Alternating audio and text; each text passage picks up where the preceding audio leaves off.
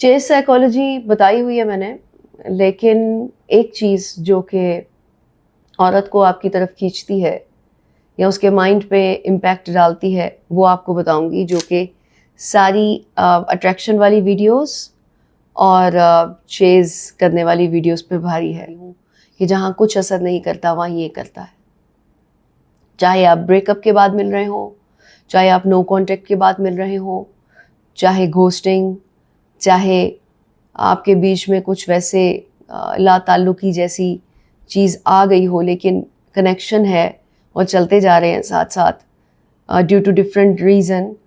कोई काम इकट्ठा है या फिर कोई भी चीज़ आप इकट्ठे करते हैं, घूमते फिरते इकट्ठे हैं, या कुछ ग्रुप है जिससे आपका कनेक्शन बरकरार है, तो ये चीज़ ही या ये फॉर्मूला ही औरत को अट्रैक्ट किए रखेगा।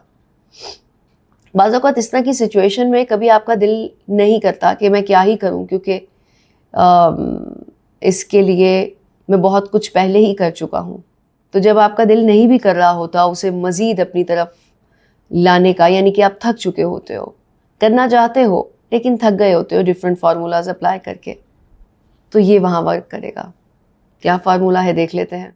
आपने उस औरत की इज़्ज़त खुद तो करनी ही है, लेकिन उसकी वैल्यू उसे आपके इर्द गिर्द के सर्कल से पता चलनी चाहिए। मिसाल देती हूँ, आप बैठे हुए हैं ऑफिस में और आपके ही ग्रुप का कोई शख्स उससे मिलने गया है।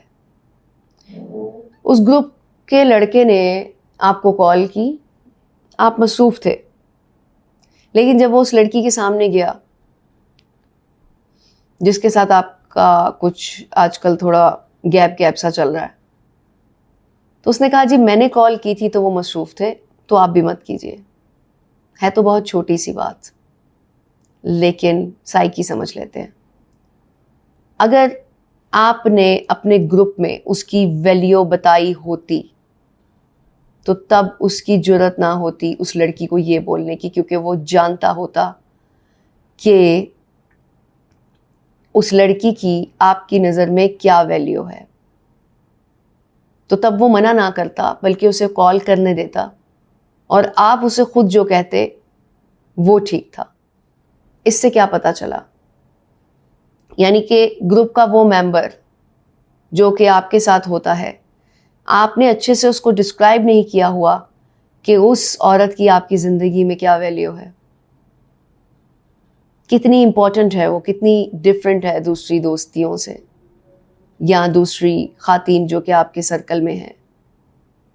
कुछ दोस्तियां बहुत इम्पॉर्टेंट होती हैं, कुछ रिलेशनशिप बहुत क्लोज़ होते हैं, आपके लिए बहुत मैटर करते हैं, लेकिन जब तक आप उस रिलेशनशिप को दूसरे इंसानों के जहन में नहीं डालेंगे तो उस औरत को अपनी इंसल्ट फील होती है। इज़्ज़त करने के हवाले से तो मैंने बहुत दफ़ा बताया हुआ है कि उसे अट्रैक्ट करता है, लेकिन दूसरों की नज़रों में उसका इमेज भी बहुत अट्रैक्शन पैदा करता है। तो ये फार्मूला वर्क इस तरह करता है कि आपने कभी मैजिक देखा है? मैजिक की तरह आप सामने भी नहीं आए, आपने उसे ये भी नहीं बताया कि तुम कितनी इंपॉर्टेंट हो, क्योंकि मैंने आपको मना किया हुआ है कि नहीं बताना उसके सामने कि मैं तुम्हें कितना मिस करता हूँ या तुम कितनी इंपॉर्टेंट हो या मैं तुम्हारे पीछे पीछे आ रहा हूँ। और ऑटोमेटिकली अट्रैक्शन पैदा होगी जब दूसरे लोग उस पर ये शो करेंगे बगैर कहे अपने जेस्चर से कि आप दूसरे इंसान की नज़रों में इतनी इम्पोर्टेंट हैं कि हम भी आपको वैसा ही मकाम दे रहे हैं। आई थिंक ये जो मैंने एग्जांपल दिया है it's more than enough to understand. Mind पे देख लेते हैं किस तरह से औरत की असर करता है और क्या चल रहा होता है।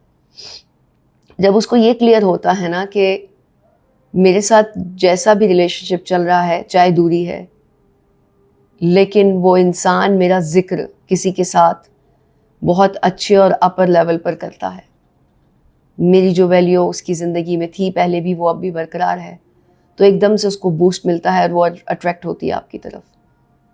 इज़्ज़त का तो इंसान भूखा होता है ना, चाहे वो लड़की कभी आपके साथ गुस्से से पेश आ रही हो, कुछ भी हो सकता है ना, लेकिन जब दूसरा इंसान बल्कि तीसरा इंसान جو کہ آپ کے سرکل کا تھا اس کے ساتھ ایسا ٹریٹمنٹ کرے گا جیسے وہ شہزادی ہے یا آپ کے خوابوں کی شہزادی ہے.